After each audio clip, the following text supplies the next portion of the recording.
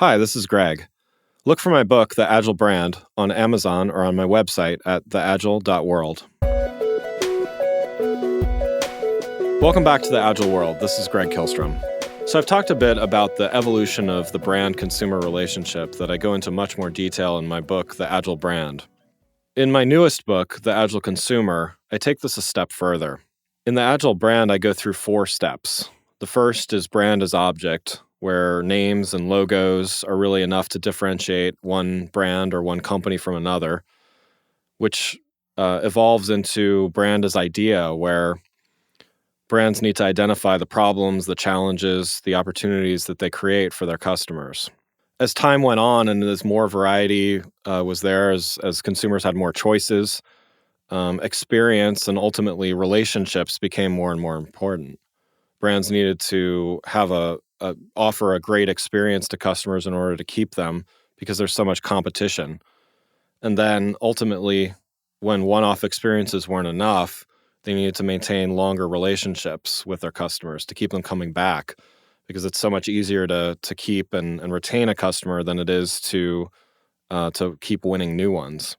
But I think there's a 5th step in this evolution that we are on the cusp of.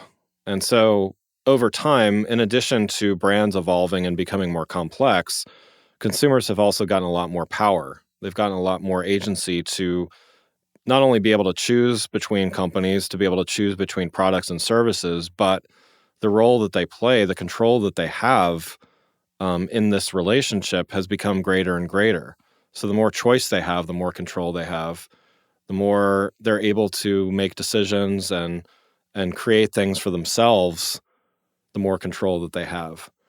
So this 5th step, following brand as a relationship, is really a facilitator-maker relationship. So consumers become the creators.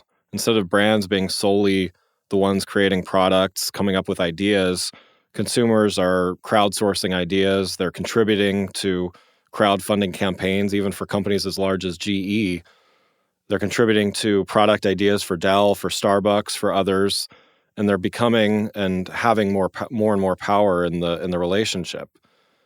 As things like 3D printing and home manufacturing become more and more prevalent over the years to come, consumers actually get more and more of the control. Brands really are there to offer consumers a way to make things that they want, that they can customize for themselves. While we're really at the beginning of this process, we're kind of on the cusp of this, of some of these technologies even being available, not even to the mass population, but to a few. This is going to continue to change and to shift. I mean, we see content creation everywhere. We see people making videos, uploading them to social media, to YouTube, all of those kinds of things. But when that creation translates into the physical world, things are going to change drastically. They're going to change permanently. All of a sudden, manufacturing, other areas that we take for granted sometimes as companies, as brands, that whole dynamic is going to change. Again, it's going to be the brand's responsibility to give consumers templates, options, materials that they can then create what they want, where they want it, how they want it, and the colors, styles, so on and so forth that they feel like. I'm really curious how quickly this is going to play out myself. I think, again, some of this is reliant on technology.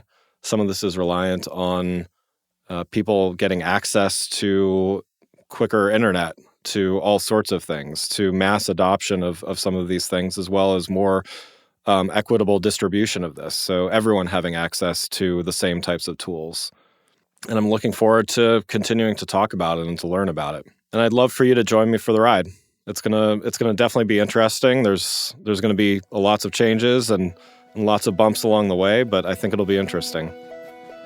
Thanks for listening. Have a great week. If you enjoyed this episode and found it helpful, please rate the show on iTunes or contact me through my website at theagile.world. You can find my books, The Agile Brand and The Agile Web, on Amazon and on my website at theagile.world.